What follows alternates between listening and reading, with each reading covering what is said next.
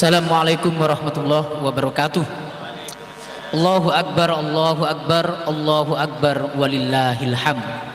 Syukur alhamdulillah pada kesempatan kali ini kita dapat berjumpa kembali di acara Katas Kajian Terbatas, dan istimewanya malam hari ini merupakan malam kemenangan, di mana seluruh umat Islam di seluruh dunia meneriakkan takbir Allahu Akbar di seluruh pelosok, di seluruh desa dan di seluruh kota.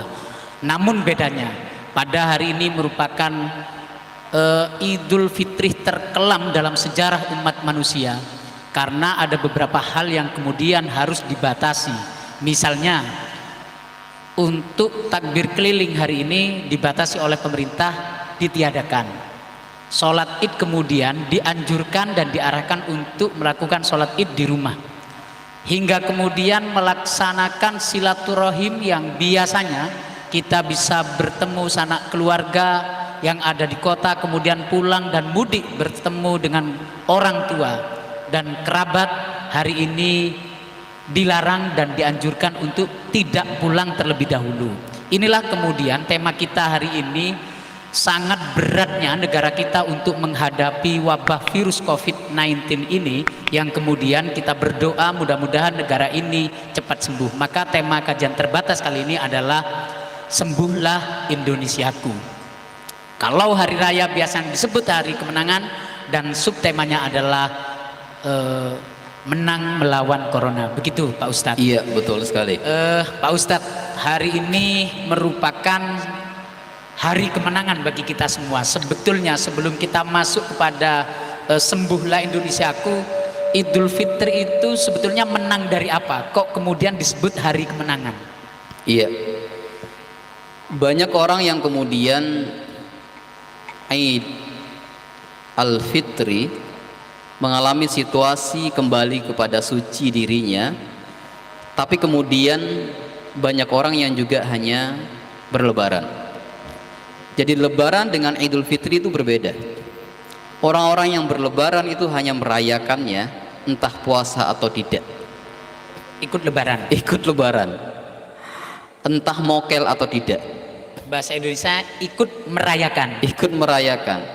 Melok rioyoan. Betul. Entah kemudian saat puasanya berkualitas atau tidak, mereka merayakan. Ini orang-orang puasa pun mereka ikut lebaran ya. Ikut lebaran.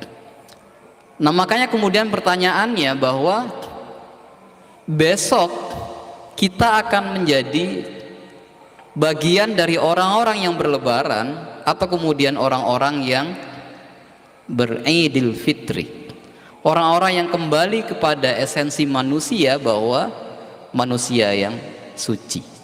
Itu dulu yang pertama.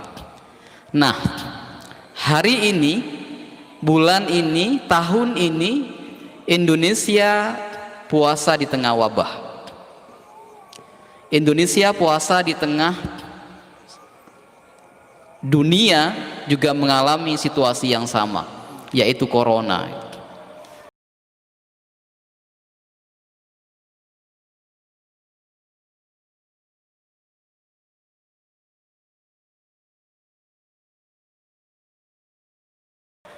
Ada banyak hal kemudian yang mewarnai pola pikir masyarakat kita, sampai ramai tagar berbunyi Indonesia terserah, sampai kemudian ramai di media sosial bahwa Indonesia terserah, serah lu aja deh gitu kan, terutama dari teman-teman yang dari para medis itu.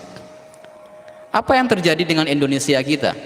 Padahal 80% Indonesia adalah muslim. Gagalkah puasa kita? Ketika di endingnya puasa ini malah kita dapat predikat Indonesia terserah. Apanya yang salah sebenarnya? Apakah kemudian proses puasanya yang salah? Padahal puasa ini adalah belajar bagaimana kemudian tidak tergoda walau digoda, belajar bagaimana kemudian tidak marah walau tersakiti, belajar bagaimana kemudian bersabar walau terbebani. Hari ini negara kita harus bersabar walau terbebani. Artinya yang kemudian disebut hari kemenangan, orang yang menang itu yang bagaimana misalnya?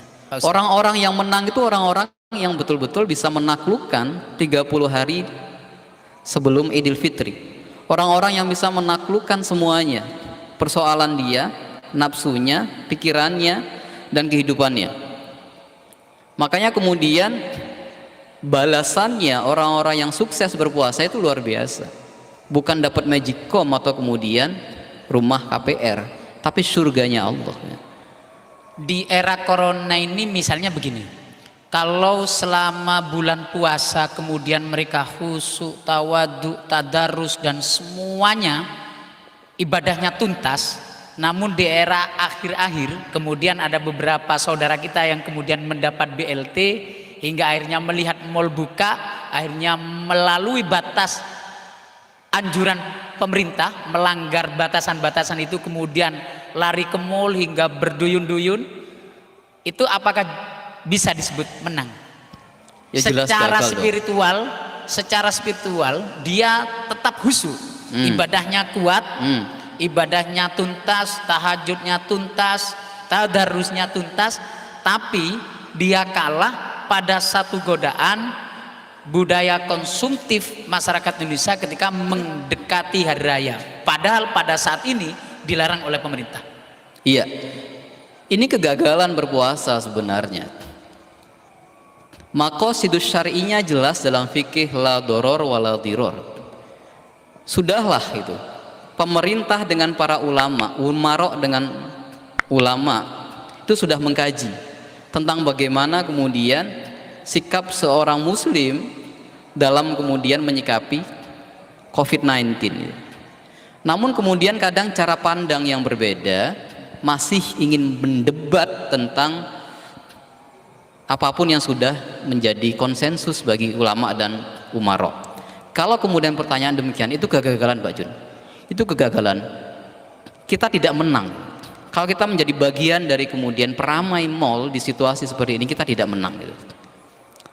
Kita benar-benar gagal gitu. Makanya di ujung Ramadan, kalau kemudian Indonesia malah mendapat predikat Indonesia terserah, itu sebenarnya sebuah lelah. Lelahnya para the founding father, para leader, para stakeholder yang kemudian sudah luar biasa, para medis berjuang mati-matian, tapi kemudian yang terjadi seperti itu. Ini.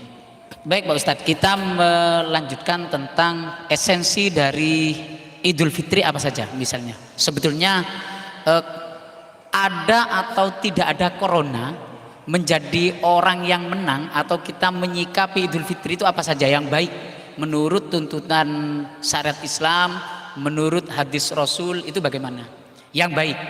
Kan biasanya kalau kita Idul Fitri itu kan ajang, selain ajang bertemu keluarga kan juga ajang pamer. Oh ini kita punya mobil baru, oh ini kita punya rumah baru dibangun, oh ini kita sekarang punya menantu baru, ada yang juga punya istri baru, kan begitu.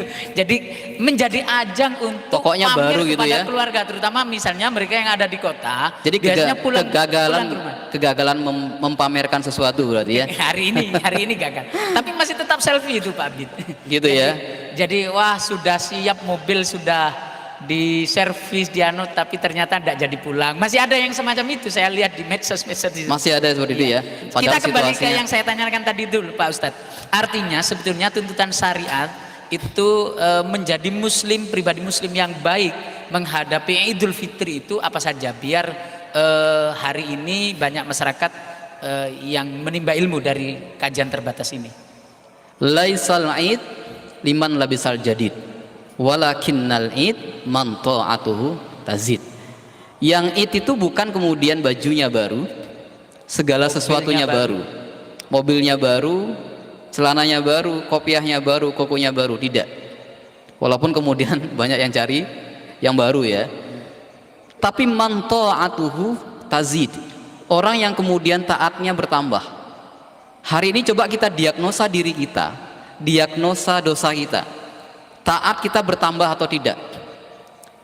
Dosa kita bertambah atau kemudian berkurang? Tidak perlu kemudian nunggu di akhirat. Hari ini dikalkulasi. Selama bulan Ramadan, 30 30 hari, berapa kali kita marah, berapa kali kita dengki, berapa kali kita ngamuan, berapa kali kita banting-banting, berapa kali kemudian kita nesu, berapa kali kemudian kita gak wawuh dengan tetangga.